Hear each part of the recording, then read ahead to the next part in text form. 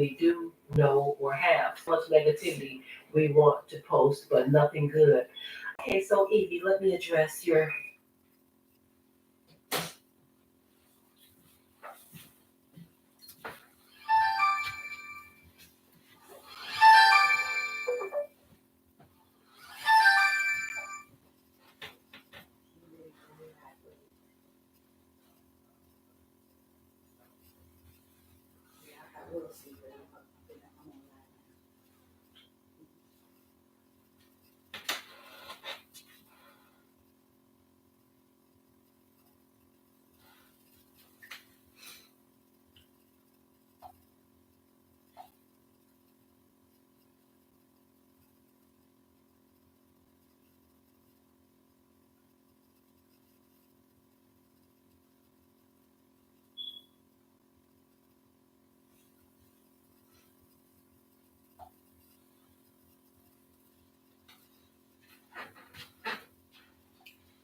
All right, all right, all right, all right. Shalom, shalom, Sister Deborah, prophetess in the wilderness. And you know what? That's all right with me. Coming again on this Deborah platform with another message. And I will say this is a lovely evening in which the Most High, a higher has made. And I, Sister Deborah, shall and I will rest therein. Just coming with a what you call a little something something. Um, Again, so busy today and got caught up in taking care of again business, but it's done and it feels so good. And I said that I would be back today, and I wanted to honor my word. Um, and I didn't get to write down everything, and I started late and going into the book of Genesis to chapter 1. I really wanted to grip why it's important to understand Genesis 1 and Genesis 2. Because I spoke with someone earlier today regarding Genesis chapter 1 and chapter 2.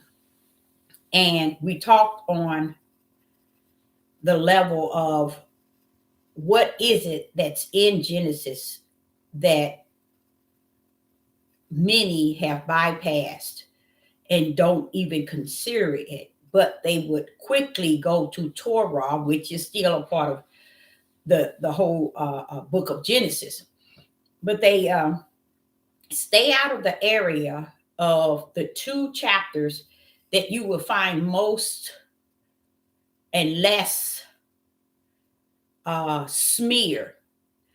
And not only that, you're going to find this is what took place before sin had entered. And I think about even the Euphrates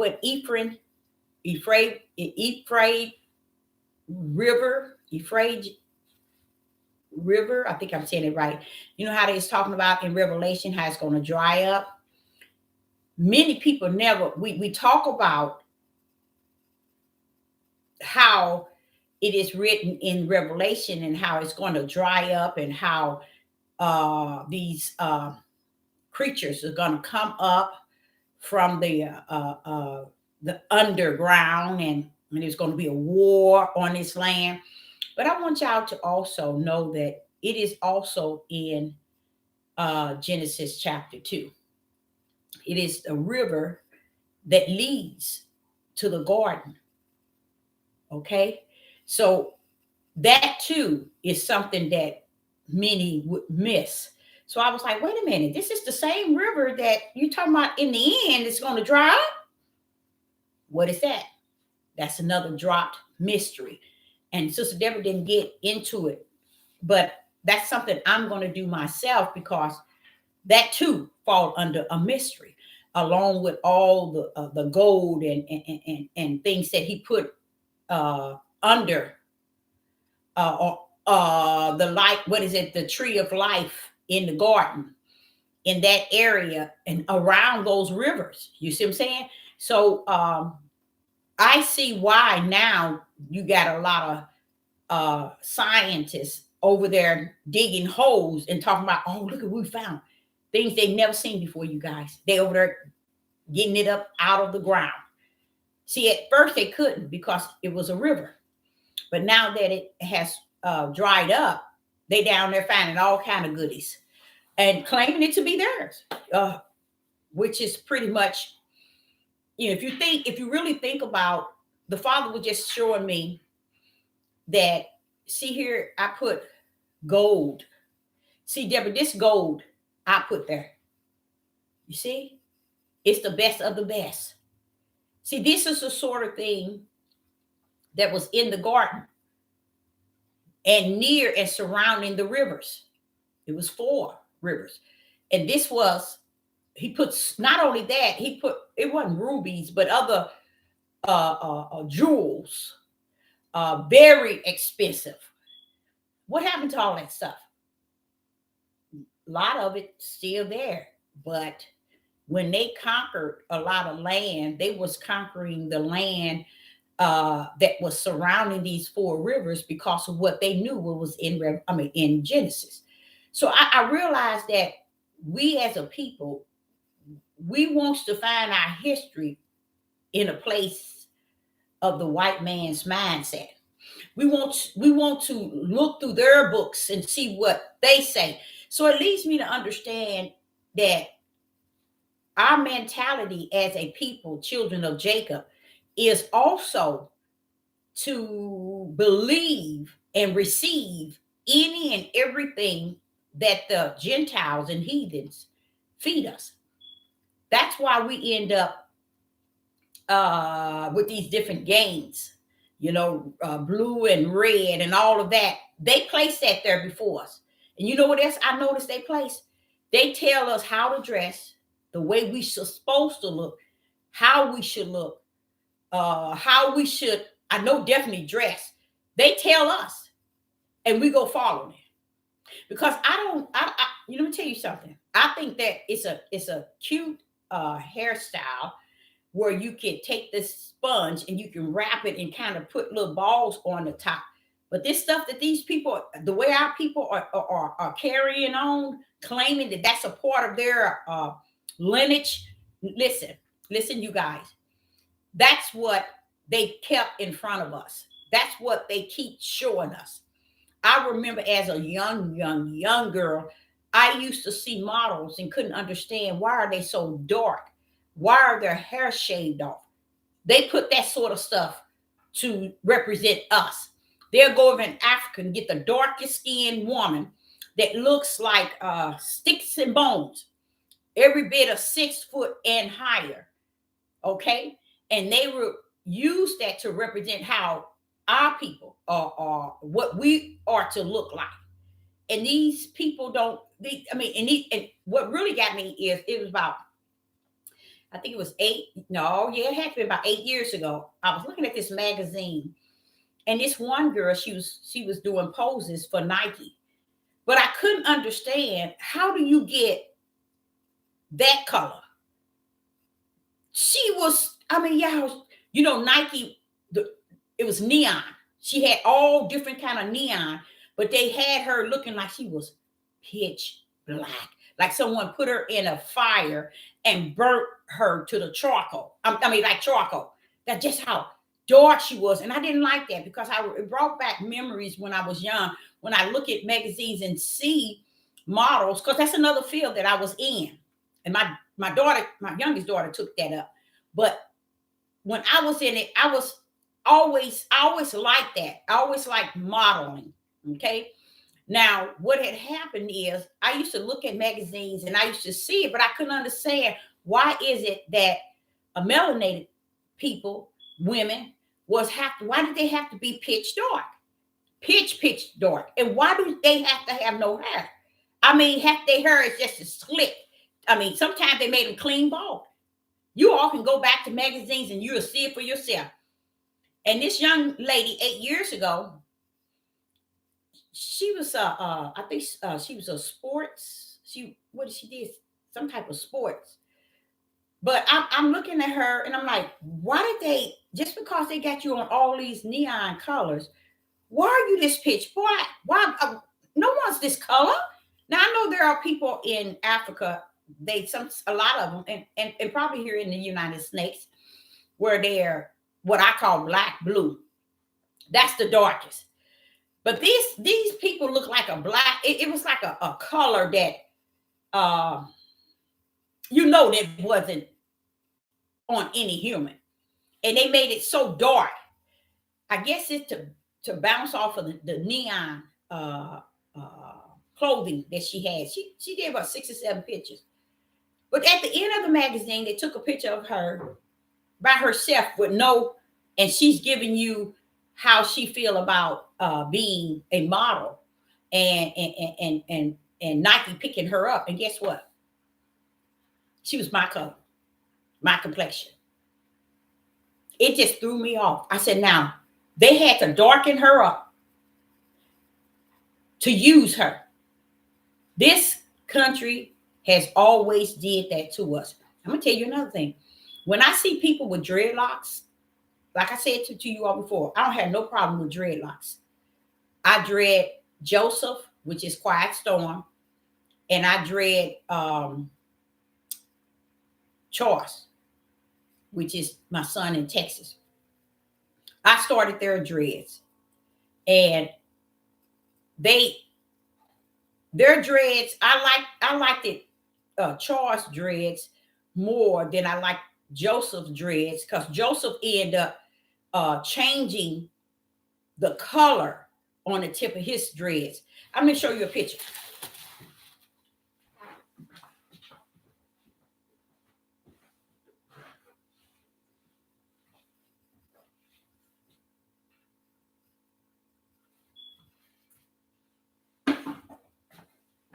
Let me see if I can pull it up. I was going to show you that picture, but you can't see the dress. But the problem I had with it is I always got on them about when you do your dreads, it needs to look. I'm gonna have to show that picture probably later, but let me see if I can get it here. When you do your dreads, it needs to look better than that. I don't like for it to look like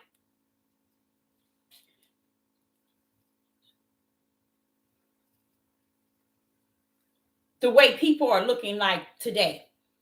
That stuff don't look good to me. And I know to them, they all that and some. But to me, the society have given them an example. Oh, y'all, here go my son. Oh, here he is. Oh, my goodness. He's on here with his fiance. No, he did not. Wait a minute now. Y'all want to see my son? You all want to see Quiet Storm? You want to see Quiet Storm? See if you can see him. That's Quiet Storm. Can you see him? The reason why I say that is because Quiet Storm is so quiet. No, here you go. Let me give you a bigger picture of him.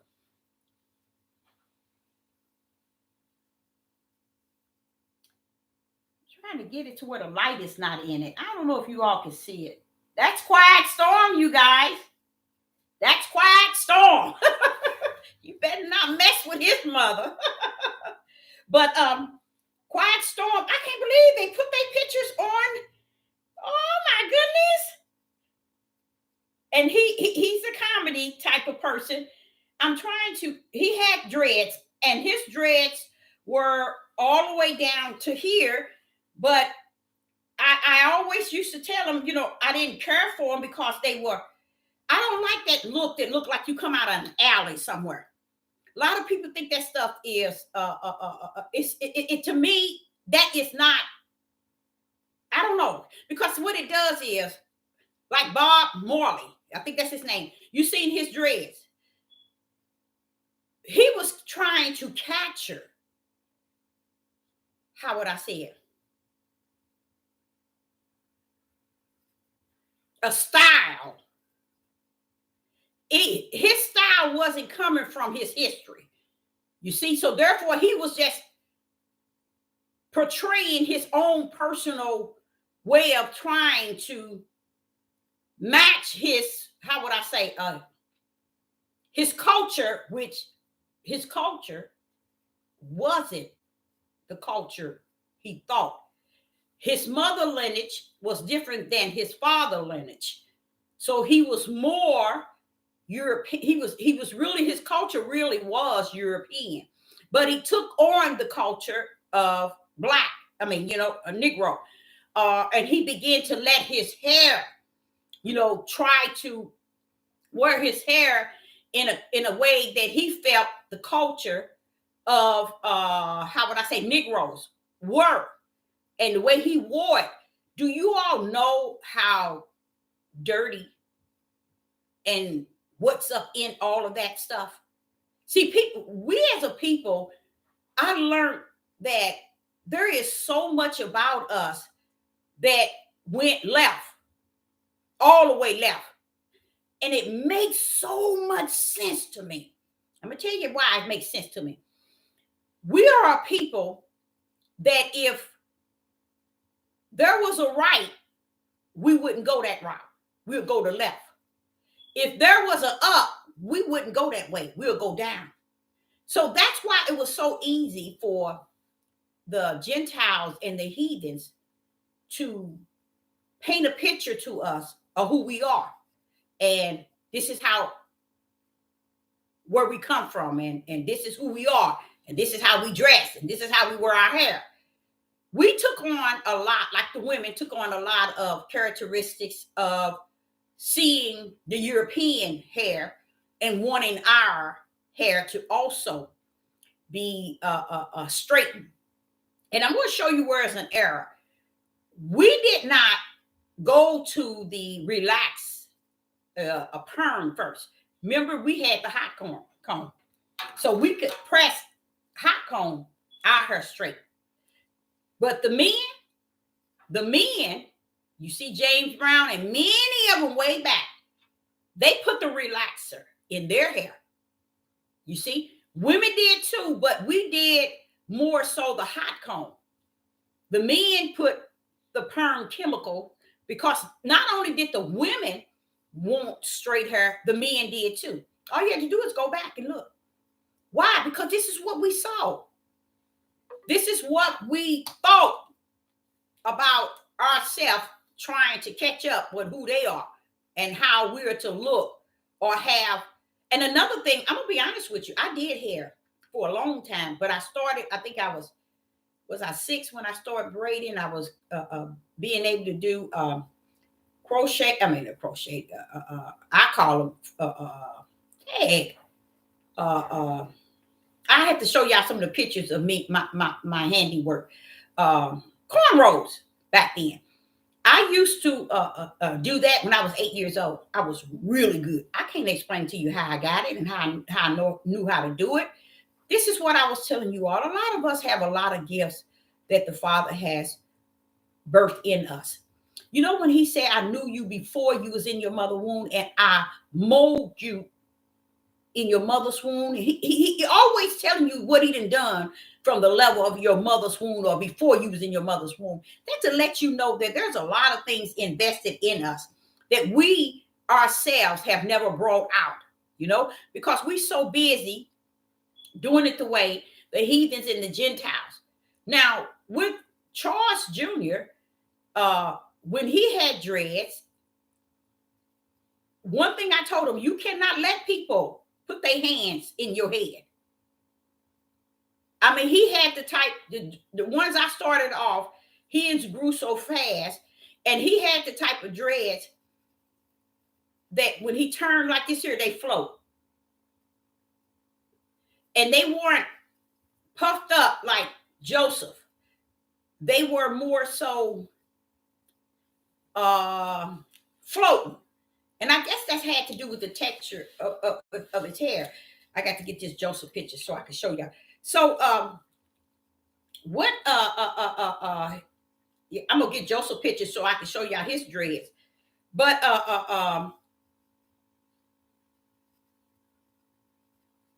with Charles Jr., people used to go ask, can they touch his hair? Oh, can I touch it? And I told him, you don't let people touch your hair like that. They ain't got no business touching your hair. And they did, you guys. They used to. Oh my goodness, you can't even see Joseph dreads. I don't know. He went and I don't know what this picture is. This is on Facebook. I don't know what this is. But I don't see I guess he took all his other pictures down. But yes, he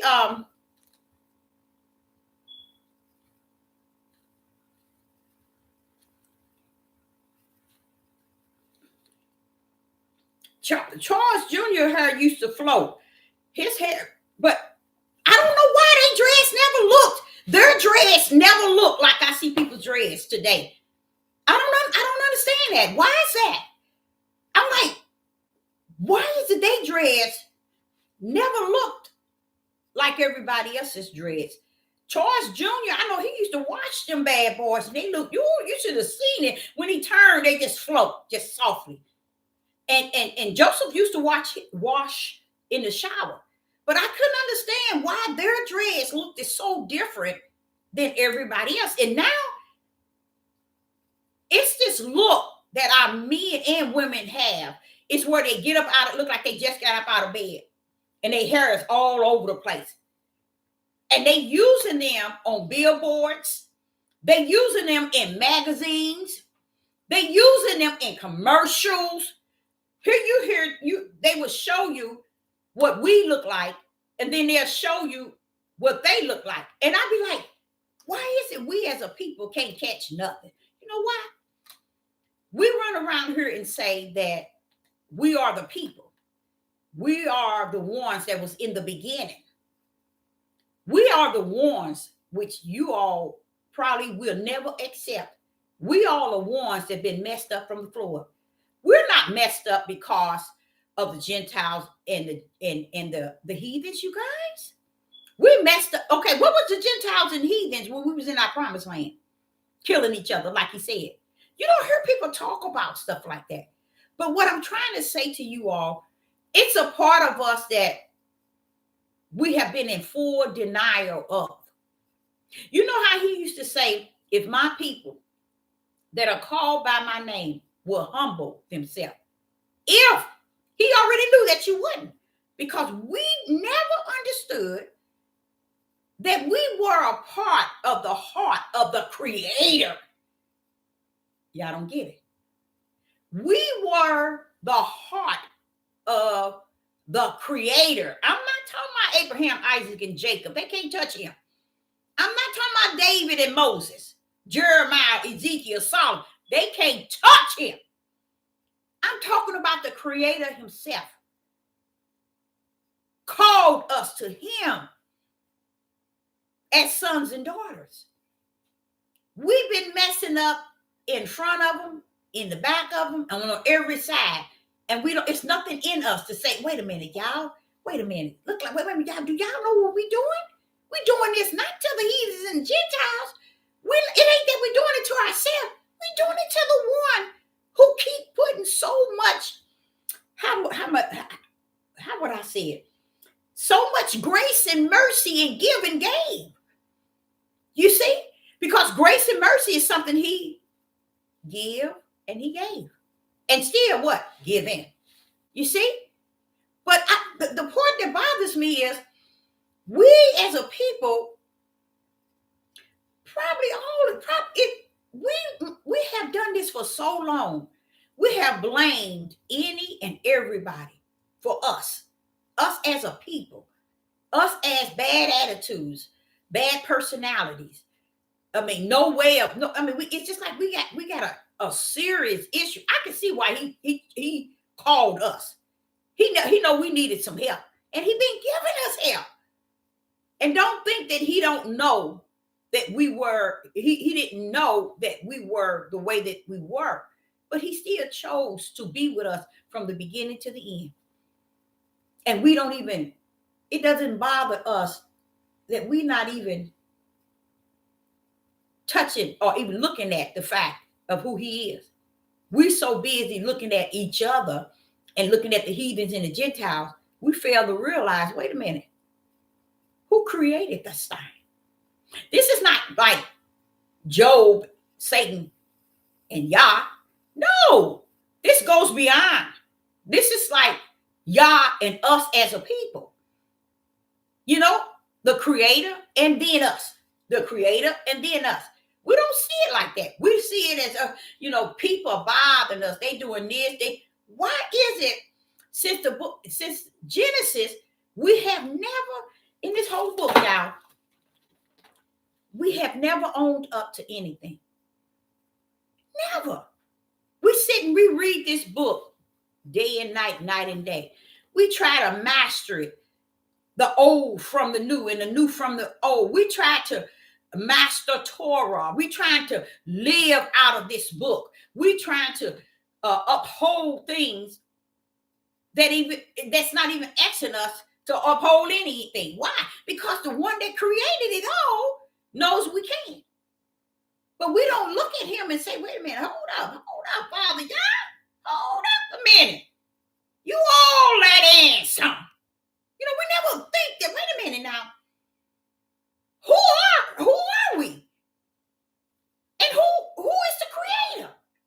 We want to say we know him. We want to say we understand him. We want to say we see him. We want to say we hear him. We want to say we got his spirit. Oh, we know his name. But honestly, give yourself time to think about that. Do you really? Because I sit back and I say, but Father, we as a people have been doing this since the beginning of time. He said, I know that, Deborah. You ain't telling me nothing I don't know. I'm like, but. So that's just it, huh? That alone, me addressing him that way and him saying, I know that. As if I don't know. You see? That alone tells me that this is some sort of creator in the heaven. How dare Satan try to even think he can even look at him face to face, let alone thinking he's going to take something and be over something? Because this is, and Satan would have to be the mindset opposite of what the Father is. He would have to be. Because I'm just thinking, I'm like, you know what, you guys? The Father had to have seen it from the beginning to the end, because nothing moves him. You notice that? Don't nothing move him. It's almost like, man, that's why a lot of people really don't understand in Genesis when he said it, and he was finished on the seventh day, he ended. And I'm like saying, wait a minute. The word in that is rest. What did he need rest for? He had created it before he even spoke it. So what's the rest? You see? It leads me to understand all these years, which I have, in him was the beginning and the end. He was already resting. He was just trying to get us to the resting place. That's where he has been warning us, pleading with us to do this, to do this. Just look at me. When he give you the ideal of a mustard seed, or he give you an ideal of wheat, the grain of wheat, the sand of the sea, he's just telling you, it don't take you to do nothing. You don't have to be nothing in this. I got this. But I'm just showing you how little you are invested in doing anything. I got this from the beginning to the end. And somewhere along the line, it's a strange thing, you guys, that yet he let us continue based on how he already knew that we would. Because that question I used to ask him, I said, well, why is it you keep saying the heathen shall know? What is it you feel that they should know that they don't already know? It's that, yeah, but they thought I washed my hands with you all. Wait a minute. Didn't they know who we were in you? Yeah, they knew. They knew before they even came over there to get you. They knew what they was getting. They knew who you were, just like you knew who you were when you got over here. So why did they create their own history? It's because they don't want to be liable or to be known as housing, not housing. How would I say it? In a sense, not housing, but having their power in their hands on the people that belong to Yah. They didn't. That's what they was hiding all the time. We thinking they hiding because they taking from us and they stealing and they did this to us. They did no. They hiding their guilt. They knew who you were when you got over here. Let me show you Ezekiel. Now, if you look at Ezekiel, now how many thousands of years has this been? Now watch this here. Ezekiel, watch this here. Watch how the heathens knew. Y'all, that there is a different story. I mean, they're hidden behind the shield of the Christians. That's those Roman Catholics. In Ezekiel, right here, they said, this is what they said.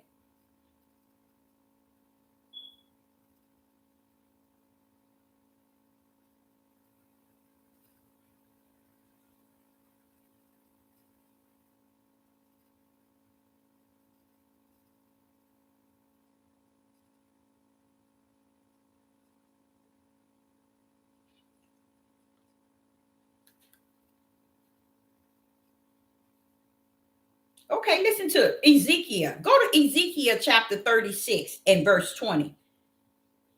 And they say it's also in Isaiah 52 and 5. But we're going to go to Ezekiel chapter 36 and verse 20. And Yah was saying to Ezekiel about who the people, the children of Israel really are. He was giving him a fullness of how wicked we really were. That's really what he was telling. He was telling the prophet, this is what you're going to come up on. Because if they like this with me, they're going to be like that with each other and you too. Okay? Ezekiel 36, chapter 36 and verse 20. And it reads, and when they enter into the heathens, wait a minute. When they enter into the heathens, whether they went, watch this here, they profane my holy name. See, he's telling this to Ezekiel how we as ugly people profane his name. And watch this here. When they said to them, these are the people of Yah, and are gone forth out of his land. They knew that you were the children of Yah. I mean, his spiritual and natural children. They knew that. They knew how Yah felt about you. They already knew that. Listen to what they said in verse 20. These are the people of, it says Lord, but it's Yah, and are gone forth out of his land. They knew about the promised land, you guys, and they knew about you. And guess what? You knew about you. So what happened? You know, those who wants to say that we rule, we kings, we leaders, we princes, we the lion, we this. They never honored your father. They never obeyed him. That's why when heaven had its brand, when he had his brand in heaven, he branded the ones that was going to walk in obedience to him. Now they weren't going to come out here and be obedience to all the land of the world. Why? Because Satan deceived the whole world. So when they get down here, he said, okay, I'm going to brand mine. I ain't sending them down there without branding them. And those that I brand, I'm going to hold them blameless. because I'm sending them down there, but I'm going to brand them from the spiritual end. But by the natural, they're subject to do anything. But because I'm going to be upon them, I'm going to lead and I'm going to guide them. You see what I'm saying? Now, he had to. There was no other choice. Honestly, you guys, there was no other choice. What was he going to do? Send them down in the spirit and not brand them for his name's sake? He had to have. And this is why they are considered the seed to one promise, because they were branded to be the seed to the promise of eternal life. So there's two ways you can get with Abraham. You can be the seed of the promise to eternal life, or you can be the seed to the promise of the land, and that's blood. You see? So he had no other choice but to brand his. Why would he send his down here? And Satan got his down here doing everything he said he wants them to do. And he come down here to deceive the world. What was going to stop him from deceiving the ones with the brain? What was going to stop him? Nothing. Did it stop them from following things that Satan? No, they still followed the ways of Satan. But y'all said, wait a minute, hold up. Tell those people, Deborah. I've told them. I'm going to hold them blameless. Because one thing Satan didn't know, they are already branded. They are branded for his name's sake. So that means it's nothing you can do to David, Abraham, Isaac, Jacob, Saul. It's nothing we can see them doing that's going to affect y'all. He said, because when I see them, I see my brand. I sent them down there behind Satan. But I branded them. You see why he had to brand them. And then go back to Revelation, how he said, told the angels to mark his in the forehead. Well, what's this deal with this forehead? He ain't talking about the spiritual forehead. He's talking about the natural forehead. What's the deal? Because Satan, when they see them, and the wicked or the wind or the earth cracking or whatever, gonna see that brand on that flesh. They gonna back up off of it. That's why. Because I was like, well, what I said, I know, I ain't got no sense, and I know I don't, and I don't care. I said, Father, wait a minute, hold up. You mean those 4 angels went down to bring destruction on the land, the sea, the trees, the earth, and you had another angel to go tell them to mark yours in their forehead. Hold up. But if they already marked, why are you marking them again? He said, I'm marking them in the flesh. How you like me now? They already marked in the spirit realm, but I don't want them to be touched in the flesh. As he speak, so shall it be. Tell them not to mark mine. Now, Deborah, how you like me now? Oh, I love you because that's smart. Because she's saying that at the end days, okay, he is going to be separated from the turmoil. You see? Nothing that's going to come up on the earth is going to interfere with the ones that's marked, because they're going to see it on their forehead. See, we run around here looking for 666, the devil's mark, the 666. We ain't looking for the mark of the Father. Oh, no. You don't hear nobody and ever will you talk about the mark. Where is the mark?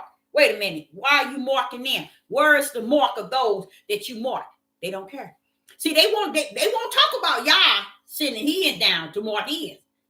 But they're sitting here and let me tell y'all, they'll be on this devil platform as long as it's open for them.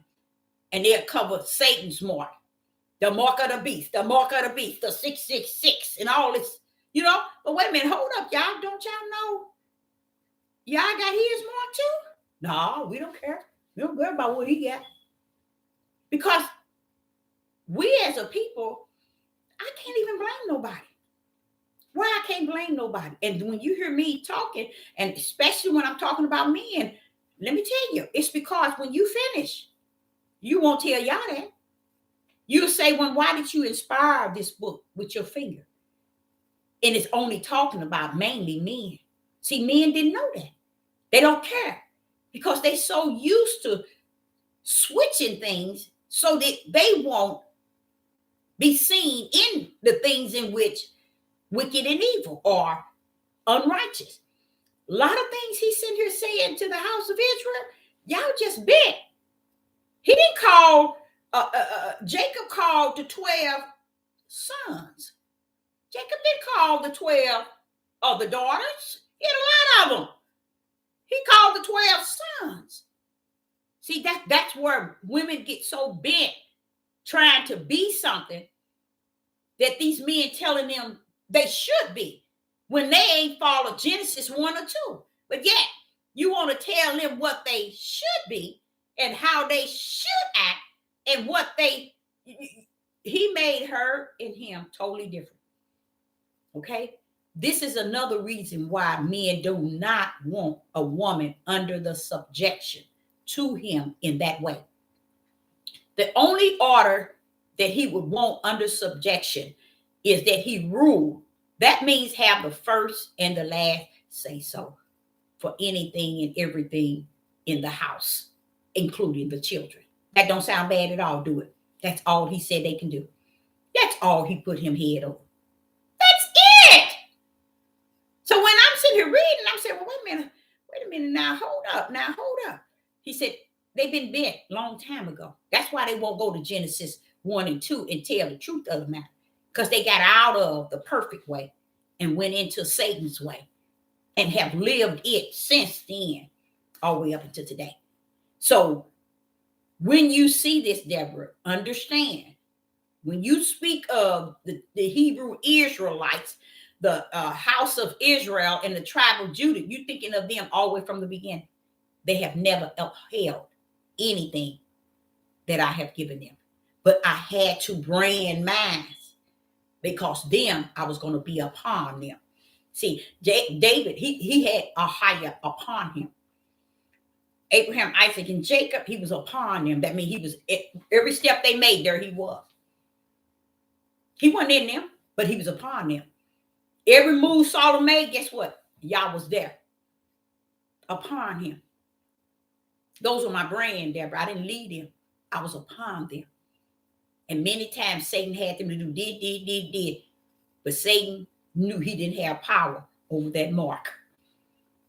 Just as Satan when it came for Job. Satan ain't done. Telling the father, I ain't touching Job. I ain't finna bother Job. You got a hedge around Job and his children, his family. He says children.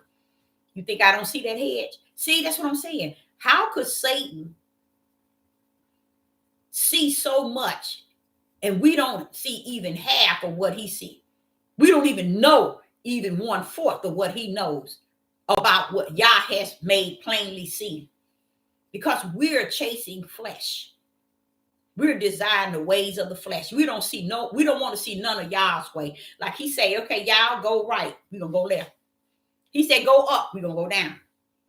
So the difference in when he come and lead us out with that mighty right hand. And see, that's what I think is kind of sad. Because we are looking still for man-made ways to get us up out of here. You see? And we reject the way of his mighty right hand. Why? Because we don't know nothing about his power. We could care less. His power ain't gonna do nothing for us. We see the ship, we see spaceships, we see planes. Oh, he gonna get us that way. That's the only way we can see him coming, is the ways that our eyes in the natural can see. And we'll turn around and prophesy these are the ways. But the truth of the matter, if you just put your trust in that right hand of the Most High or higher, that'll show you things you ain't never seen. You'll be up out of here and you'll be still in here. That's how powerful that right hand is. And that right hand is what's going to get us out of here, y'all. That stretched out arm connected to that right hand, it's going to get us up out of here. And the sad thing, we're going to live all the way into that time. And guess what? Have still no respect for the power. And the power is what's going to get us out of here. The Father ain't going to get us out of here. The Father wouldn't dare come get us out. He leaves it up to the power. The power created everything on the heavens and the heavens and in the earth. It's the one that does everything. The miracles and signs, that was the right hand. The power of the Father. So he ain't coming in his strength. He coming in his right hand power that has all strength in the heavens and on the earth. That's why we battle with the fact that he's coming, and everybody trying to say, when, oh, we're going in spaceships, we're going in planes, we're going in ships. Baby, sit down. We're going in the mighty right hand of the Father. That's how we're going. You want to really know? That's how you going. He parted that sea. Did he take him over? What other way? Matter of fact, he could have flew you over through a whirlwind. You see? No, he gave you dry land in the middle of the ocean and let you walk on through. Fire by night, I think, and something by day. I can't remember. But you got to understand that's that right hand. That's that power he said that we deny. We don't give it no credit. And it didn't created everything. That same power brought a female into a form where she is given the seed like unto a man. Woo-wee! Impossible, but no one recognized. That's that power. That's what that power does. You see? No one think of that. No one look at that. No one, because to see it for what it is, to speak on it, you would have to give him the glory. You would have to give him the praise. You would have to give him the honor, because that is impossible. But through him, who is the mighty power of all things in the heavens and on the earth, ain't nothing impossible. That's how he runs. So even us thinking we're getting out of here and we're going to have to leave out the way man, it's almost like we're going to have to turn right back into the hands of man and in a sense to get us out of here. To say they gave us this, they gave us this, they gave us this, baby, we're going to have to see that right hand somewhere or another. I'm telling y'all the truth. We're going to have to see that right hand. And I believe to wherever and whatever way he uses it, if he uses a ship, let him use a ship. If he use a plane, let him use it. If he use an alien, let him use it. If he use a spaceship, let him use it. But you better recognize that power he going to use it with. And back. No, you don't have to recognize it because you ain't got sense today. What makes you think you're going to have sense tomorrow? You ain't going to have sense tomorrow because you ain't had sense today. You ain't get it today. So how you going to get it tomorrow? He ain't said, where is that in the book? From what I heard, they going to go in curse and they going to come out curse, Deborah. What are they talking about? You see? But we stand and we sit and we prepare that right hand the way that we only can see the right hand doing the work of the Father. But Sister Deborah is not a dead prophet. She's a living one today to tell you, you better stand your tail down and recognize my Father's power. And even if you don't, it's still going to come get your tail, whether you like it or not. And the thing is recognizing that he is coming. And we need to have that in our spirit, man, today, not tomorrow. Because it's been there today, it's going to be in there tomorrow. We can't wait until tomorrow and say, well, we're going to wait. Oh, well, maybe next week I can catch up with it. Or well, maybe if I get it in scriptures and I find it, oh, yeah, then I'll believe it. Baby, this thing about this Father I serve, it is not what you see and believe. It's what you cannot see that strengthens who you are in him that you believe. And that's another thing people don't understand. It's not what these clowns on these platforms are saying. Because they making it like you got a part in it. Sister Deborah ain't got a part in nothing. Oh, yes, I got a part. I got one part. I can tell you, I definitely, if I had, let me tell you something. They say you got what is it? You got your, a choice. Yeah, I got a choice. If I had to use the bathroom, get your tail in there and use it. That's probably the choice that you really have. You see, if you really want to get real with it, your choice. Because you can go in there, and let me tell y'all something. In the last 3 years, it have been 6 people who fell dead while sitting on the toilet. Where was their choice then? Huh? Wait a minute, hold up. Your choice was to go there, but wait, did you do what you had to do? You gone. You see what I'm saying? See, showing you, and two of them was relatives, our family members. Showing you, you want to say you got a choice? You got a choice to do what you have been doing. Nothing. That's the choice you have. It's to do nothing. And that's what you've been doing. Anything outside of that, you ain't got no choice. Because I like to know what your choice was when he was creating everything in the heaven through his blueprint. What was your choice? What was your choice? And they got this thing about, you pick your family, you pick your parents. You see how ignorant they get? I mean, it's everything today is about the opposite of what Yah stands for. And that's what he was sharing with me. He say in Genesis, he say, now you see, when I said them, they say him. When I say herbs was your meat, they say animals. You see? He said, and that was my perfect will. So Deborah, if they can go into my perfect will of creation, what you think about the will today? They ain't paid it no attention, could care less. They cranking up the way they say. And like I said, we are a people, we believe everything that they say to us. Right today, they can come up with a drink and tell us it's going to make us rich. You see us in line for it, day and night, night and day, to take that drink. And the drink is really going to kill you within 3 days. But we'll run out there and get it.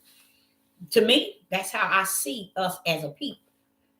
I can't give us all this glory and this praise and put us up on high paddles of we did and we did. And that's a lie from the pit of hell, because from what he was saying, we the opposite of what we keep claiming we are.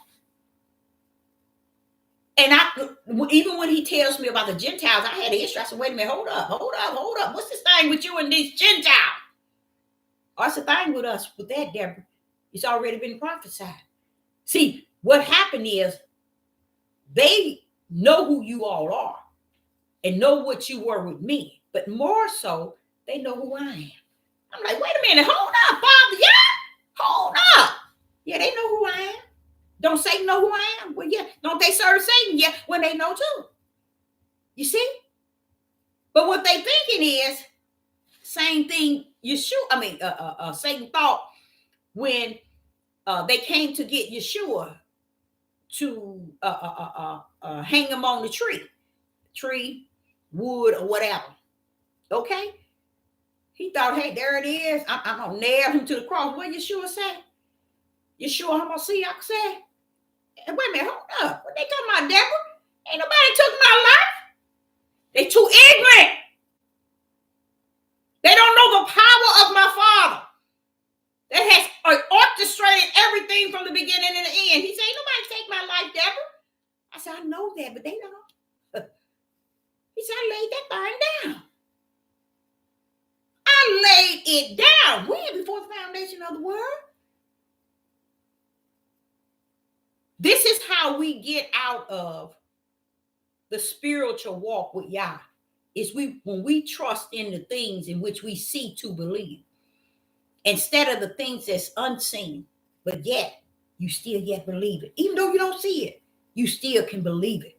Why? Those are the things that represent Yah. Not so much as what this world put in our face and tell us, well, this is how you dress, this is how you look, this is how you walk, this is how I talk. And I see our people, and I see our women, the way they, okay, say for instance, you don't put no perm in your head, that's fine. But why do you have to wake up with one side of your hair going this way and don't comb your hair? I've seen so many of our men on a workplace. It looks really bad to me. Where they get up and they don't comb their hair and one side be going this way, and they're saying they gave us this mindset, and we took on it as to say that's who we are. This is our what is it? This is how our nation dress and look. No, it ain't, baby. All that's a lie. All of that's a lie. To me, you're looking more so like those in Africa that's be practicing that voodoo mess. It said that Yeshua had dreads. I can bet you anything that his dreads was falling. They were floating. His dreads wasn't looking like he ain't never full of dirt that thick in him to keep him upstanding all kind of ways. You see what I'm saying? That no, like Jay-Z. You know, all the stuff like that. No, I will not. Like Bob Marley. No, I will not claim that that's the identity of lots. True lots back in the days. I won't. I will not accept that. I would not accept that. Because I know that they have always, they put the colors out for us. They put the styles out for us, the look out for us, the dress out for us, even the eating out for us. And we run behind them, say, yeah, this is what we do. This is how our nation does things like this, baby. But you sitting here doing exactly what they sitting out there for you to do. I remember on the north side, this was about 28 years ago, 25 years, somewhere in there. And all these flyers was on the north side. And they had red scarves, flyers with red scarves and saying the blood and the blue one, I don't know who they was, Crips or whatever it was, is going to meet up. And I was like, who would put these all over the place like this here? So when I went to church that Sunday, the pastor was talking about it. Our people are trying to start a war between each other over in the community. The blue ones, the Crips coming over to the red, they're gonna meet up and they gonna, be. I said, now, who have the ability to make a flyer like this? Who could do this? I mean, it wasn't no cheap flyer, y'all. It wasn't no just something you go to a copy machine. No. It was the color and everything was really nice. The wording. And that bothered me a great deal because I said, you mean to tell me these doing white people can get us to kill each other? And the father said, yes. It ain't they getting you all to kill each other. You all was killing each other in the promised land. What are you talking about? See, that's where you know that when you on this devil platform and you listen to these people telling you about Torah and Greek and Hebrew and the feast days, feast your tail somewhere and sit down. How are you going to feast and don't know spirit and truth? How are you going to feast with no life? So who are you feasting for? Self, flesh? Because the spirit and truth of the whole matter that you've been feeding this people, your own personal opinion, feeling, emotions, your wisdom in your flesh and your knowledge. You ain't been giving them nothing outside of that. And they want to carry all that. But I tell you what, you want to know your history? Sit your tail down and go over there and read what Yah said to Ezekiel regarding how you was cutting up from the floor in the promised land. You know, that promised land had to have had everything that we ever desired and wanted. And what was wrong with us to not want to embrace that? He said they was cutting up from the floor, even shedding blood. Killing each other. But the Father was showing me today, before I got on, it's like 7:15. He was showing me, I said, can you give me scriptures? He started me off right there in Genesis. Again. He said, did you see where I said them and man, males, turned it to him? You see where I said herbs for meat, not only for he and her, but for all the animals. Why are they eating meat, flesh? Then what he really nailed me with, he said they supposed to work until they die. Why are they retired? That's a part of the curse. Labor. I said, but Father, they ain't even labored 5 years or 10. How they gonna labor? How they he said that's showing you everything I told them to do. They had already disrespected me in what I created on the first chapter. But yet they want to tell you, come on over in Torah, and you're supposed to do this, dress like this, eat like this, walk like this, talk like this, sit down somewhere. Stop clowning. You should get tired of clowning. And as he was showing me that, I said, so when the heathens them do a retirement, you never intend for a man to retire. No! You're supposed to work all your life. See, they ain't done that, have they? And they ain't going to. I said, well, dog, Father, they probably ain't, out of 80 years, some of them ain't worked 10 years. And right now, these brothers own so much that Satan said, okay, y'all don't know. I don't know if y'all know about this. A lot of the Europeans, Gentiles and heathens community, they have them drug rehab places. And when they go into them drug rehabs, y'all, they can get a check. You see, not only that, they giving them so much, pretty much they still on drugs. They made them eligible for disability. And then I found out, because I've spoken with men, a lot of them on that. All they have to say is they used to take drugs, or they used to smoke weed, and they smoke crack, cocaine, and you can be eligible for disability. So a lot of them are on disability because of their drug habits. And you see how that is? What does that cut in? What did he say in Genesis chapter 1? You're supposed to labor, the sweat of your brows, till you return back into the earth. Not now one of these black men, if you could get, let's say if you can get 10,000 blacks, I ain't gonna say I can guarantee you. I ain't gonna say I can assure you. You probably wouldn't get 100 that's retired. That's how bad it is. So when they looking at ways to say, when the heathen and Gentile they did it. No, they didn't. Go back to Revelation. Go back to Genesis and see what you should have been doing. You've been off the chart in the eyes of Yah. Then he told me, he said, what does this here say? And he went into the second chapter. He said, it is not good. He said, you see how you always talking about how everything I created, I said it was good, and it was good. I want you to see right here again. Why is it not good that man shall be alone? That's another sign letting a man know he'll never be completed on this earth without a woman. Why did I say that he leaves his mother and father and cleave to her? He said, he was just showing me these things of how everything he say, if I say right there, they say left. If I say up, they say down. If I say heaven, they say hell. That's what they chose.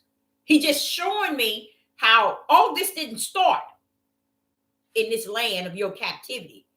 Because if you can count and go back using captivity so many times, you shouldn't even know that you shouldn't even know the difference of any captivity. You've been in there for so long. You've been through so many captivities. How is this and so worse? So the Father is saying that the things that we as a people, the house of Israel and tribe of Judah, have been doing is trying to cover up really their own history. History told you, the true history, the real history, told you you're supposed to work until it's the sweat of your eyebrows, till you back into the grave. Why ain't you doing that? And why haven't you done that? No, I know it's time to kill, steal, and destroy, and try to find a way to sell drugs and crack and all this other stuff to get what you want. Everything against that two perfect will in chapter 1 and chapter 2 of Genesis. So that's where he took me today. And I couldn't make up enough to bring it into a form where I could really make a lesson out of it, but I just wanted to just bring that up. That was 3, because he told me, why do I say, he said, you see where it says, it is not good, this is chapter 2 of Genesis, that man shall be alone. He said, why would I say that when I the one created him alone? Why would I say that? You see what I'm saying? It's a lot of things he have said, but now him just said to me, when I say right, they say left. When I say up, they say down. When I say hot, they say cold. When I say heavens, they say hell. So it's just like, this is all the way at the beginning, Deborah. An area that you ain't gonna see none of them go. Now they'll start in Genesis 3. That's what he said. They're cut up from the floor up in Genesis 3. Oh, they love Genesis 3 because that's where all the sin and the wicked takes on a whole new characteristic of life, separate from the way he created it at the beginning. So a lot of people don't want to talk about his perfect will in Genesis 1 and 2 because they would have to go into it and realize that all these years they've been wrong. So when you're running around here trying to chase your history, chase your tail somewhere and sit down and go back to Genesis 1 and 2. Your history rests right there. And you might as well start with the word let, because that was the power he was speaking to. Bring forth. You see, it's just so much. And you let us go. Us is my power. And they run around telling me it's the Son of Man. Not telling him, but telling people it's the Son of Man. And I'm like, he said, they've been denying my power since the beginning of time. Who do they think made all this? That's why it says, and it does, it really does. It says in the New Testament, at least 7 times, that Christ was present at the beginning. Christ created it all at the beginning. It tells you that. Well, who is this Christ? Who is this Hamashiach? Come on now. They running around here talking Melchizedek, whatever it was, Melchizedek. Sit y'all tails down. You ain't even learned who the power is. That's why I say these people are so messed up from the floor up. And guess what I found out today, y'all? This individual are looking at my videos, because every video I put up, this brother come up with a message so tight to what I'm talking about. So I know that and it's okay. No, it ain't okay. Yeah, it is okay. Everything is okay. Everything is okay, y'all. Because ain't nothing hidden from y'all. Okay? So so yeah, it's a sad thing that the power has been denied. And because of it, somewhere along the line, Hamashiach.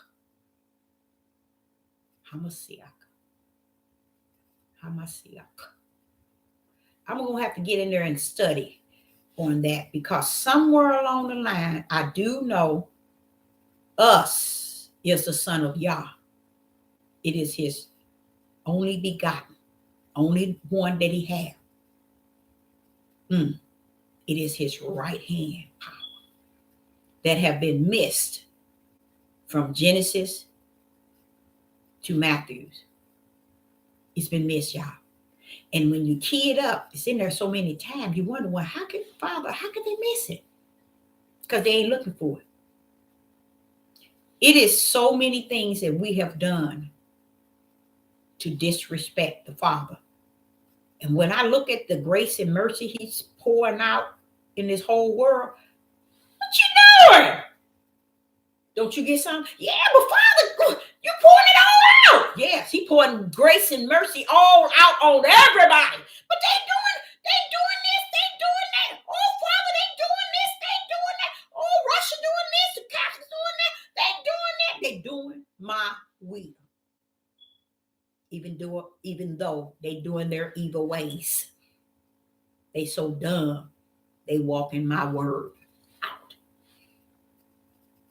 Wow. Because I'm like, oh, this grace and mercy. Who you think pouring out this grace and mercy? The right hand power. And another thing about that right hand power, it is the son of Yah. Yeshua have spoken about, it's not about him. He have said that. So somewhere the name got to fall into the Son of Yah. Not the Son of Man, but the Son of Yah. I'm going to get into that, and I don't know where he's going to take me, but I'm just going to do something that I feel that I would like to do, because I'm going to be honest with you. In the last 2 days, it's been on my mind, this name, I know it ain't a name we've been saying is this, but I know that I have been given a higher in the closet. So I ain't going to never release that. Never, ever, ever will I. But this name that people don't understand, that was, that is, that always been. And back then, there wasn't a name in the old. They wasn't charged like the world charged us, especially Hebrew Israelites in the tribe of Judah, charge us and say, well, we need to know the name. You got to do this in the name, just like they said the commandments. They talk about the commandments and have broke every last one of them by breaking one. They too ignorant to grip that. The father, I don't know nothing about how people are with their mother. He said they love the father that never been there and hate the mother that has been there. That's a part of what you see today in the world today. You remember what he said? If I say up, they're going to say down. If I say them, he's going to say him. You see? If I say right there, they're going to say left. If I say heaven, they're going to say hell. So their hate and their frustration, you would think, would be on that absent father that never been there, that never cared, that never want to care. Matter of fact, don't even want to know where they're at. But the hate would go on the mother, which have always been there. That's an example of what he's saying. They will follow wrong before they even sit down and digest right to see that that's wrong to be like this. If mother was there and dad is gone, you grow up, you go to school, you have things, you just graduate out of high school. Who walked you through that? Who took you through that? Yeah, you didn't have everything you want. You didn't do everything you wanted to. But it looked like somebody brought you to a sign where you can take it from here. Was daddy there? No. Did daddy, you wake up, was he there? When you come home, was he there? Or have you seen him? They don't see that. But you would hate the one that's there and love the one that's not. And because of the one that's there, that's where the hate is at. Because that one was there for you. And I'm learning a lot of things about even women, and it's looking really ugly. It ain't that it's looking ugly. It was ugly. It is ugly. It's going to continue to be ugly. And I'm telling you, it's these mothers of yesterday. I try to understand what will make you do your babies like that. What will make you raise them like that? What will make you do them like that? So I understand a lot of children had issues with mother in the house, period, and what she was doing and how she was bringing up the children, leaving them at home, so she can work 2 jobs. That makes sense, you see? But to that child, it makes no sense, you see? Because she's struggling to make sure you have everything. You don't see any right in that. You blame her for not being there, so help you with your homework. But never, ever will you see them blame the one that never been there. They will love on the one that never been there for them, and hate the one that has always been there. And you'll learn that even more as you get older and your children get older, especially when they step in that 12, 13, 14, 15, 16, 17, 18, 19, 20, 21, 22. When they step into that, oh, baby, hold your brakes. You in for a ride. You're going for a ride, I'm telling you. And it is so amazing how that compassion, the Father says, is not going to be there. It is so amazing that it is so true. It is off the chain. It's no compassion, no mercy, no kindness. I think even now, let me give you an example of my mother. Right now, I think about what I can do for her special. You see? That's me. I think, you want me to tell y'all something else? I think out of all my mother's 7 children, I'm the one that others would even say that they felt that I was done different and wrong. I don't see that, even though I see it. I don't see that, even though I see it. I don't see that, even though I see it. What do you mean, Deborah? I see a mother because I am a mother. I see a mother of 7. I am a mother of 6. I see a mother doing the best that she could. And in the process of having so many children, there always going to be one that get left out. And a lot of times it's not intentional. It's doing the best they know how with what they have. Now with me, I feel a difference a little bit, but I can see it. Even though I dealt with, with me, I deal with mine where they at. Not where they going, but where they at. Where I know them to be at. You see? One might be here, one might be here, one might be here, and it's not as far as their intelligence, it's the ability to meet them where they at, not where they going. Because where you got to deal with them where they at. Because where they going could be the lake of fire. So you deal with them where they at. So you can tell them, wait a minute, you go where you keep this where you at, this is where you're going. You see?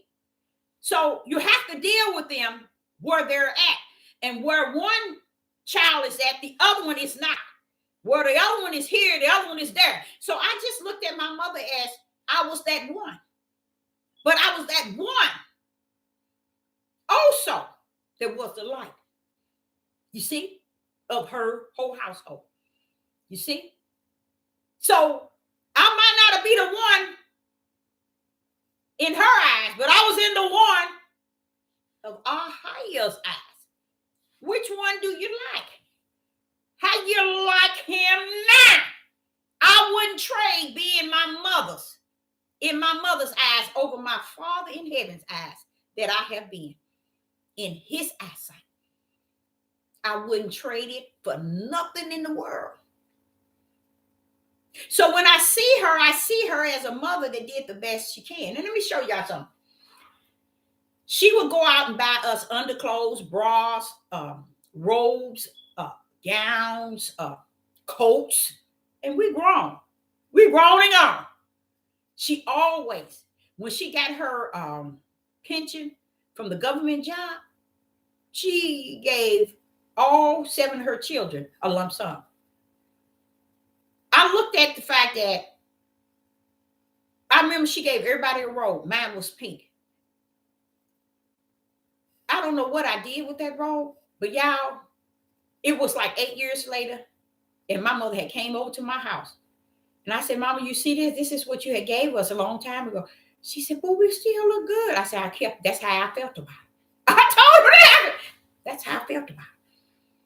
When I put that robe on, I felt good because I said, this is what my mother gave me. You see? So she was the type of person, because we had to tell her, you need to stop. Santa Claus ain't coming to grown folks' home. Furthermore, we don't even celebrate Santa Claus now, but we did. But I'm just saying, she's buying us stuff for Christmas and our birthday. And wait a minute, Mama. We ain't doing that no more. Okay? You don't have to do that, Mama. We had to tell her to stop buying. You see? My mother put another thing about it. I can remember in the days how she put us first. She really did. We weren't the type of children that when my mother go to the grocery store, if we wanted to get up at nighttime and fix us a bowl of cereal, we did it. It wasn't no such thing as stay out the refrigerator, don't eat this and don't drink. No. What's in there, you get it if you want it. We wasn't the type that got stench cord whooping and all that type of stuff. No. She didn't do that. That's why you could probably see why I said she did the best she knew how, even though I know that she treated them different than me. But it took me to be a mother like unto her. Her birthday is in October. Mine is in October. I'm going to show you how different it was. Mine was on the 2nd. Hers was on the 19th. I was the one that never got a gift. I was the one that never got a cake. So it wasn't like she didn't never know it was my birthday. It's on the same month hers. You see what I'm saying? But the other children got some. But see, I'm just showing you how even that, I thank the Father for being who he is. In me, on me, upon me, with me. Ooh, wee. All this other mess, kick that stuff to the curb and keep it going. And even to today, I told you, I think it's been 3 months now. I told you what she said. And to me, that set me free. It set me free in a way that's so awesome. Made me see that it's okay. Y'all didn't have to do that. Because now it's such a good feeling to know that I had a good relationship with my dad and I had a good relationship with my mother. And that's so important. It is so important. So even though Sister Deborah run her mouth, believe it or not, y'all, Sister Deborah can tell you some things that can really help you. I know that a lot of you all are not in the body of Hamashiach. I already know that. Because if you were, you would want to be in the midst of someone who's feeding your spirit. Because see, once your spirit is fed and energized from the things that represent your Father and his energy of who he is, it helps your flesh to get things under control. You see? And like I said earlier, I wouldn't, if I was a man, I wouldn't want no woman under submissive to me. Not a real man. Because a real man is going to need that backbone of that woman. I would want her to allow me to make the first and the last choice of everything. Even knowing how to, if my wife's choice is better than my first, I'm going to take hers. But let him say that. You see? So I don't see anything wrong with being submissive to a man only and only and only if he is fully submissive to Yeshua HaMashiach and the Father. Because being submissive to a man, that means you submissive to his flesh. Where is flesh going? To the grave. Where y'all want you to be submissive to somebody's flesh? Does that make any sense? That means you can't serve Yah because you're serving the flesh of a man. Don't let nobody ever tell you that that's the way he created it, because it is not. And that's the way they teach today. That's the way they eat today. That's the way they live today. That's the way they believe today.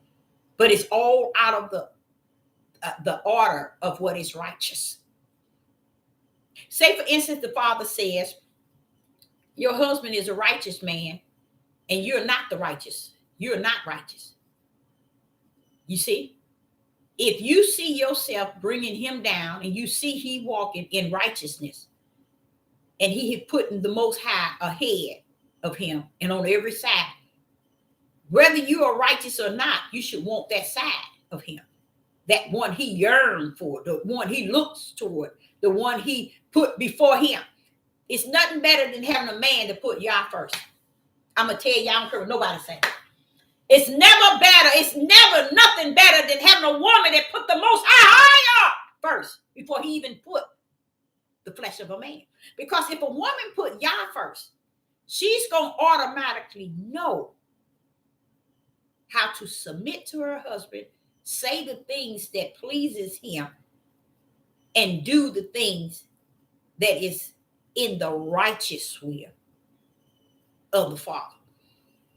Even though things might not, hey, this thing is getting in my face now. Scoot on over down. Oh, get on down yonder. But yes, so in the righteous will, if we believe that we are who we say we are, guess what? That light will shine in us, and it'll be so bright. And no matter where you go, people will see your light shining within. The people will see it. That's how your household should be. But you can't say that everybody in your household is righteous. I know we wants to say that. That's what Job said too. You see, he cut them all out. See, you can't override the Father. He took them out of here real quick in one swipe. No one never thought about that. No one. But I tell you what I did hear in the book that I didn't care for, and I did not like it, is when Job was sacrificing those animals for each child, which was 7 sons and 3 daughters. So that's 10. He had to go out every morning, early morning before the sunrise, and sacrifice. So he sacrificed 10. Just imagine how many years he was doing that. Oh, so you see why he needed all those wealth and as far as animals, and because he had what you know what Job said. Let me tell you what Job said and messed it up from the floor. There were 7. He had 7 sons, which represent 7 days of the week. They would feast, and they would call the daughter. So you know what they're doing, in case you didn't know that. Well, so much for that. They was feasting and drinking. So you know what they're doing. Okay? 7 days of the weeks. And Job know they was doing it. But you know what he said? Father, my children might have sinned. Let's go there. Let's see is that exactly how he said it. Let's get there. I didn't like that, y'all. When I had to teach that to my children, I didn't like that. I didn't like that. What you mean? Wait a minute. Hold up. 7 sons had their day. Each had a day, which is 7 days. And then you had 3 daughters that they were called to come over, and they was feasting and drinking every day. Okay, let's go there. A lot of things in Job is just like it to me in Genesis 1 and 2. A lot of people don't get it. They missed it. Just like Ruth and Esther, people missed that. They don't know. They didn't know that was the bloodline, spiritual bloodline chain connected. That's all it was. But when it got down to Joseph, back up, Joseph. I'm coming through woman another way.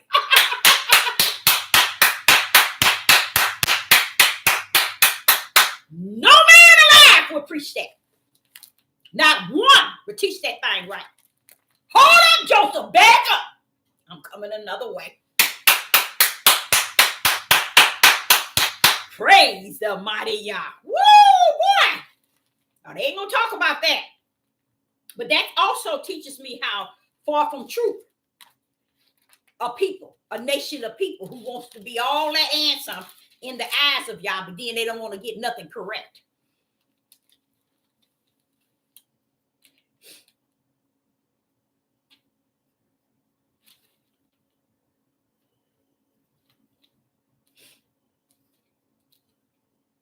Okay, here we go. In the book of Job, what time is it? Okay, I got a few minutes.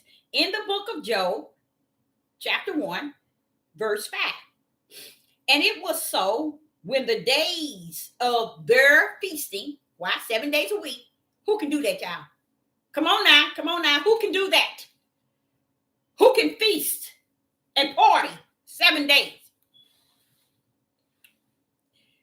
of feasting were going about, that Job sent and sacrificed them and rose up early in the morning and offered burning offering according to the number of them all. 7 sons, 3 daughters, that's 10. So he had to sacrifice according to the number of them all. So he was sacrificing every early morning, 10? That's a lot, y'all. Just imagine how long he was doing that. So see, y'all needed to bring him some relief. Really seriously. Watch this here. For Job said, it may be. Hey, wait a minute, hold up, bro. I don't like that. Own that thing. Own that thing. What you mean it may be? Wait a minute, hold up, Job. When the Father gave me this message, and I was teaching it over on Holborn, where I used to stay with my children, I saw straight into that. I said, well, Father, wait a minute. What is Job talking about? Job, what you saying? What are you talking about? Listen to it. Okay, go back to Job chapter 1. Let's up it to verse 4. And his sons went and feast in their houses, every one his day, and sent and called to their 3 sisters to eat and drink with them. 7 days a week they was partying. Okay. Verse 5. And it was so, when the days of their feasting were gone about, that Job sent and sacrificed them, and rose up early in the morning and offered burnt offering according to the number of them. Okay, why are you offering burnt offering according to each one of them? And then it says, for Job said, it may be that my sons have sinned and cursed Yah in their hearts. What you mean it may be? Why are you burning this stuff up every morning, getting up every morning? Own that thing. I said to tell you all today, if you know you're doing something and you're addicted to these addictions and this drugs, alcohol, I don't care. I don't give a rat's behind if the doctor give you medicine. If you're addicted to it, don't cover it up with a lie. You just addicted to it because you want pain relief. You want to sleep. You want to do a lot of things. So you are addicted. Porno, lust, greed. A glutton. All these habits. Own that thing so you can be delivered. Call it what it is so you can be delivered. See, y'all don't deal with you. He know you got a lot of stuff balled up in you. And the truth is not in you. Because all that trash you got balled up in you, you can't even, I repent. In the name of Yeshua HaMashiach, I repent. Baby, repent can't help that. You got to own that thing. Just like that curse. You know why we still up in here? That curse? We still in denial. I'm going to tell you what. 99.9 of our men in full denial. Because if they weren't in denial, they'll be out here teaching these young men how to do things right and let them understand why we're here and why we're here and what purpose, what brought us here. No. The white man did it. They doing the heathen and Gentile. The devil and Esau. Stupid stuff. It smells like burnt beans. All of that crap that they teaching on these platforms. The devil sure know what he was doing when he decided to put different songs on this devil platform, because these people grab all this worldly stuff and try to make a message out of it. Teach these people some spirit and truth of the whole matter. Job, I didn't like what Job said here. No, I'm going to tell you the truth of the matter. I don't like the fact that he said they may have sinned. If you're going to sit and say they may have sinned, why are you burning them offerings if you thinking they may have? That's why he took them out. That's why he took them out. So you're not sure they doing wrong by me? I tell you what, get them up out of here. You see? And they all went at the same time when they was feasting one day, all of them together. Bam, the storm came, wiped them out. Every last one of them died. Why? You standing around here, Job, saying, oh, my children may have sinned. No, bro, claim that thing, own that thing. And we as parents, especially mothers, stop lying on our sons and our daughters. Own that thing. Own it. Say what they are. Say what they doing. Bring that. You running up say, oh, Father, help them with this and help. Wait a minute. The Father wants me to say to you, how you going to ask him to help you with what you ain't even willing to admit? But you want to call up to heaven, saying, can you just help me and pray for my son? He did this, he doing this, he doing it. Wait a minute. You ain't on that thing. You ain't on that thing. That's what Job did. He got him up out of here. He got their tails up out of here. Because it really doesn't, and this was done on me today too. I said, what sense did that make to take those and bring some? He said, because, Deborah, what they was doing. What they was doing. I already knew what they was doing because it pretty much tell you. You got to really have some sense to see what's going on. And he turned around and gave him the same amount of children back after he had allowed Satan to destroy, to take them up out of here. You see what Job sitting there talking about? Oh, let me read what he said. Let me read what he said in verse 5. For Job said, it may be that my sons have sinned and cursed Yah in their hearts. Thus did Job continually. You know what that continually means? That brother was burning 10 sacrifices every early morning. You know what kind of job that is? I don't even see how he can focus on anything to have to burn up stuff like that, 10, to represent their sin. Why ain't you go tell them about what they were doing? Why ain't you just, what was going on? These grown folks. Yeah, I said, I tell you what, let them keep it on doing. Satan, come on here. Have you tried Job? I got some things of Job's you can have. Come on here to make you think you something, even though you know you ain't nothing. But he'll come on over here. Have you tried Job?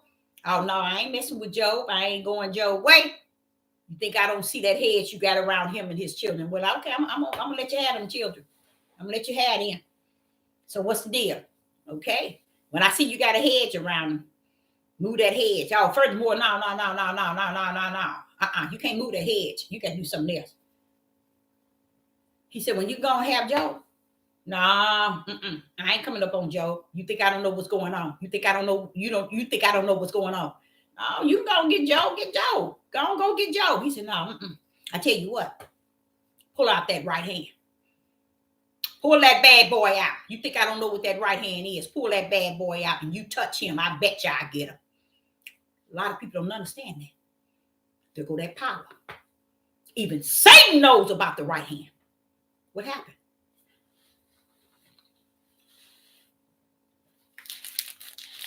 Job chapter 1. Go to verse 10. Nope, let's go to verse 11. Satan ain't crazy. See, if Satan and his demons knows about the power of my Father's right hand, where have you been lately? He said, no, let's go to 10.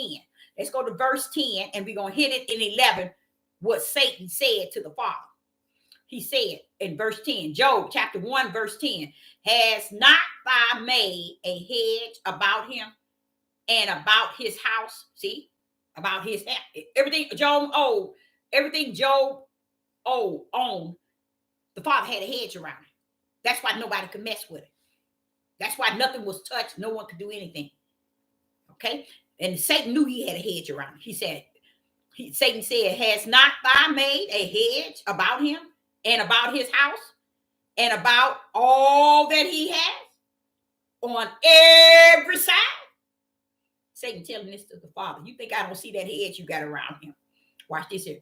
Thou hast blessed the work of his hands, and his substance is increased in his land. You think I don't see that hedge? You think I don't see that hedge you got around him? Watch this here. Verse 11. But put forth, Satan told the Father, that hand. Put forth thy hand now. Satan ain't talking about hands. Because Satan knows it's that right hand. He said, Satan said in verse 11, put forth thy hand. Now, look at him giving the Father a charge. Put forth that right hand now and touch. Now, I want you to just put it forth.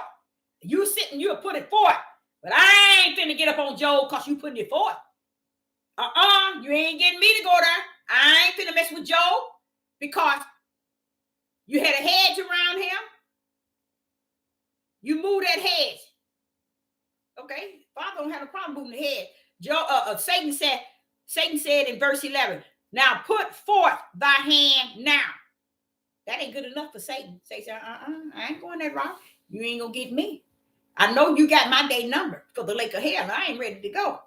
And it ain't now. I ain't going that route. I ain't going up against that hand. What did he say about that hand?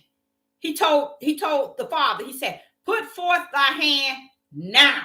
You watch this here. Here to go to power. And touch. All that he had. And he will curse thee to thy face. You see that? Even Satan knows the Father right hand. All he has to do is he telling the Father. He said, I ain't going for you just stretching it out now. Touch it. Touch all that he have, and then I come up behind you. And I bet you he'll curse you to your face. Just that all you just put that right hand out. No, furthermore, not just put it out, touch all that he have. And he will curse thee to thy face.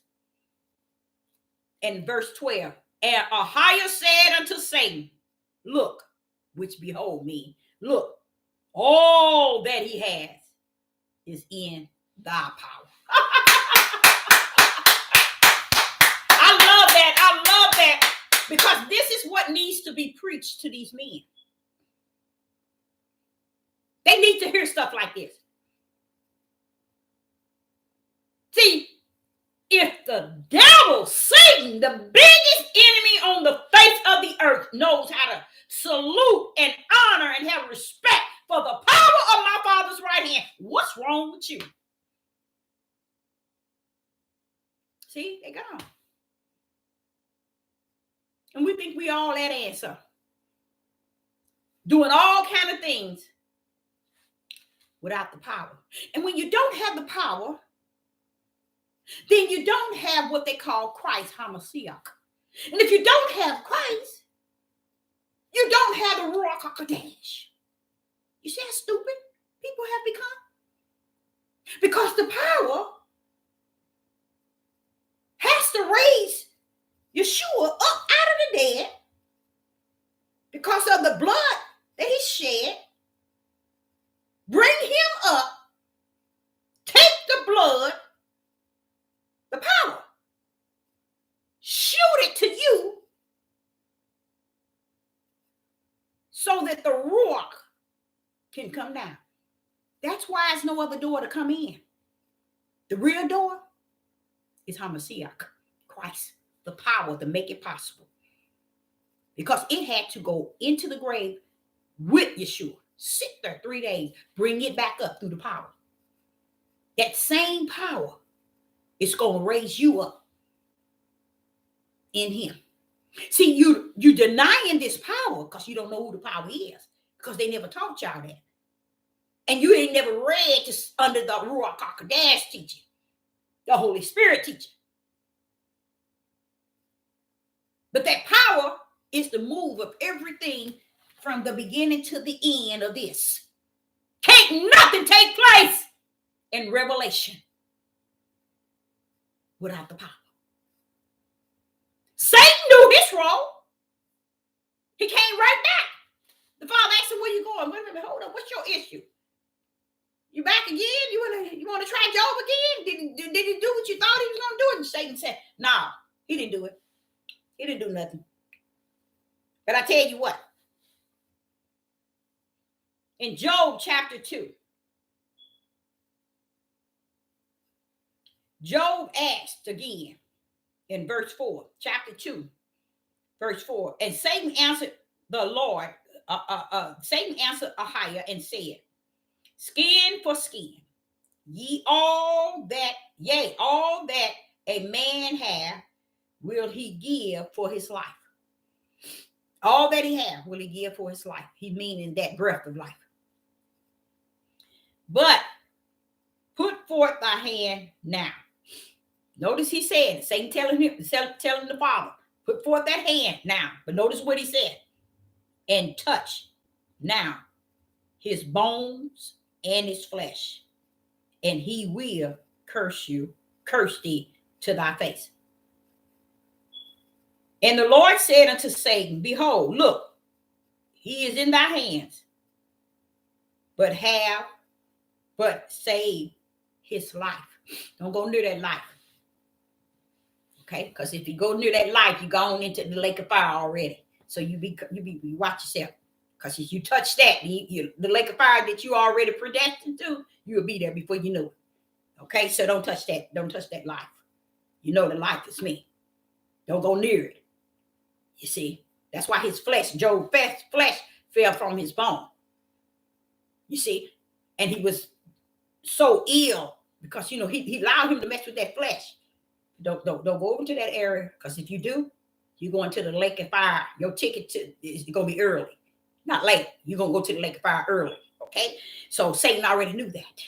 He had respect for the Most High. And here you saying you his children. You represent Abraham, Isaac, and Jacob, but you have no respect for the Creator himself and his power. No respect, none whatsoever. But Satan do. His demons do.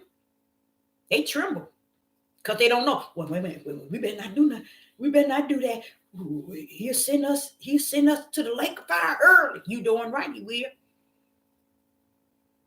You doing right, he will.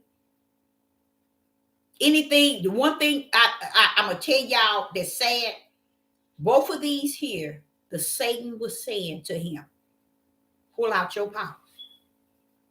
Both times. Pull out your power. And what happens when the Father pull out his power? What happens when the Father pull out? Satan said, put your hand out now, but touch with that hand. Touch the areas in which I can touch of Job's. Because if you don't, I ain't bothering Job. You ain't sending me to hell early. See? The Father had to touch Job. Both times.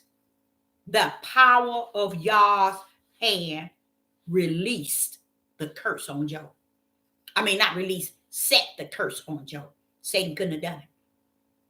It was the Father. So when I was coming up, I heard the preachers and the bishops and we talking. Well, Job was a sick man. Oh, he said, ye though thou slay me, yet I will trust in you. You stupid fools. Job was 100% correct. Job knew that it wasn't that the power of Satan done this to him. It was the Father's right hand. Hallelujah. That what? Touched him. Ye though thou slay me, Father God, said Job, yet will I trust in thee. This is what we should be saying today in the land of our captivity. Ye though thou slay me, Father God, yet I shall trust in thee. And salute him. These Negroes out here trying to justify, clarify, and identify why they where they at and the things that's happening to them to keep them from spirit and truth. So I, Sister Deborah, hope that you got something out of this, because I'm about to get heated. Because every time I think of where we are as a people, it took that right hand to allow it to get from A to B where we at. That right hand of my Father brought down the curse on us. And you know what? Matter of fact, honestly, we need a good tail whooping. And you know why I said we need a good tail whooping as a people? Because we still ain't learned nothing. Look where we at today. Look what we're doing. Look how we're killing. These women are killing these men like crazy. These men are killing these women and killing their parents like crazy. The children's. Ooh, I'm like, look at. He said, Deborah, didn't I tell you that judgment was with fire? I said, yeah, Father, but look, you ain't gonna have none in your small remnant. By the time they finish, he said, that's why I call it a small remnant. It is small, Deborah. They're gonna kill off themselves. They said it's this European judge said that he's tired of seeing black men killing each other and going to jail and killing each other, and that it's like it's worse than the KKK, and it is. The denial is he's 100% correct. Something that Negroes, men and women, will not accept, and that's why they can't salute the fact that wait a minute, where I'm at, you have brought me to this level. And why I'm here, I'm going to respect where you have me. I'm going to honor you. I'm going to worship you. And I'm going to serve you right where I'm at. It wasn't no different than Job. And Job didn't have no problem saying, ye though thou slay me, Father, yet I shall trust in thee. Salute the fact that I know Satan. I know Satan worked in this. But I also know your right hand suffered him too. That's what Job was saying. Why did you think his friends them couldn't get it? Job knew what was going on. That's why his friend couldn't get it. All his friends, all the ones that believed him and trusted him, they couldn't get it. Why? Because they didn't want to own up to this sign. That this is something that the Father has allowed Satan to do. It has nothing to do with what I have done. They couldn't separate it. They couldn't separate. They wanted to make it look like he wasn't all that he thought he was, and he said he was and was going to be. Oh, you ain't all that, because if you wasn't, y'all wouldn't allow this bull crap. Job knew the truth of the whole matter. And what happened? Go to the end of it. See what y'all made the only way that they could have gotten free. The only way that those friends who had done the things that they had done, how were they set free at the end outside of being destroyed, which y'all would have done? He told Job, okay, pray for him. And he made them give Job what they had. Give it to him. You see? But it took Job to pray because Yah told him to pray for them. Once he was obedient to just that prayer, Yah locked them to go get what they had. And they had wealth and give it to Job. How you like him now? So Sister Deborah, I hope you got something out of it. And I say to you all, stop thinking you playing with a nappy-headed, knuckle-headed creator.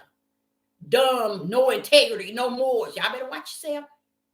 Because we in that time, y'all. We running up on the minutes. You finna walk our butts up out of here. Or whichever way he does it, I know I'll be riding on that right hand. Shalom and shalom.